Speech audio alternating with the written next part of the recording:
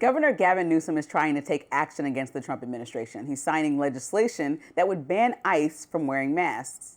Well, the bill, however, is likely to be challenged in court since it's unclear whether California has the power to stop a federal agency from doing what it wants. Now here is Newsom over the weekend. Unmarked cars, people en masse, people quite literally disappearing, no due process, no rights in a democracy where we have rights. This is a disgrace.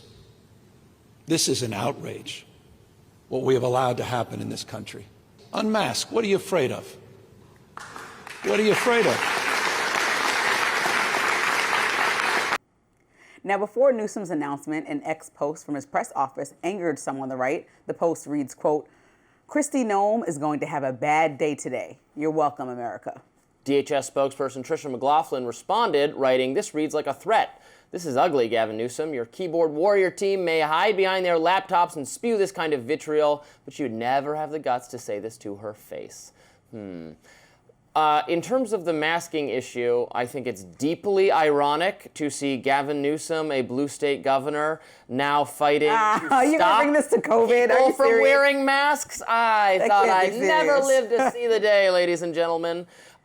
In terms of the issue, look, I mean, I actually agree. I don't think law enforcement should be disguising their identity. I think that lends itself toward mistakes being made. I've read all sorts of cases of people, having the authorities break your door down in the middle of the night and don't identify themselves, and you just think you're being robbed, so you shoot, but you defend yourself. You have the right to defend yourself. If it's not, and then so mistakes can happen. I think it's generally bad practice.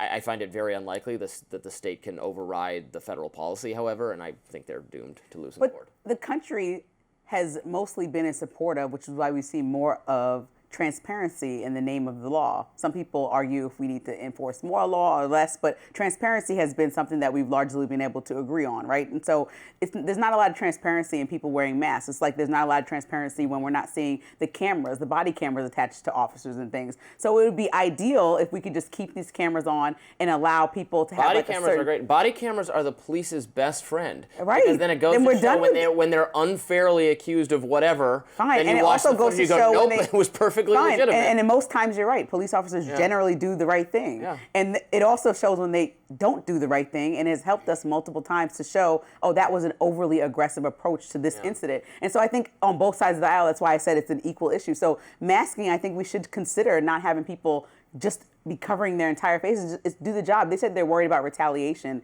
but I mean, what retaliation are you facing that officers are not? I mean, maybe they can be masked in a way that hides their identity if they're still clearly labeled as police officer, so you don't know, though that's Joe Wilson on Facebook, I know what he looks like. That's a little different than them not identifying themselves as law enforcement at all, or wearing nothing that says ICE or police or whatever. And just throwing somebody in a car and people right.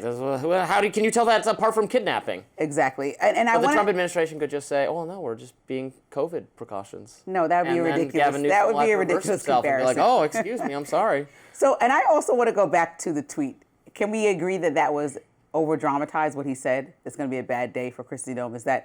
Do you feel like that was so scary he should not be saying those words? I don't remember what you're talking about. I know we just read it. It's early in the morning. Okay, what is it? So basically, Governor Gavin Newsom tweeted out and said it's going to be a bad day for Kristi. Look, there it is. You're going to have a bad day today.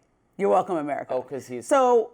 Oh, and that was interpreted as some kind of threat? As a threat. But I just want to remind everybody who's so up in arms about this, aside from the timing, which I'm aware of, I thought it was it's so not serious, time to say anything.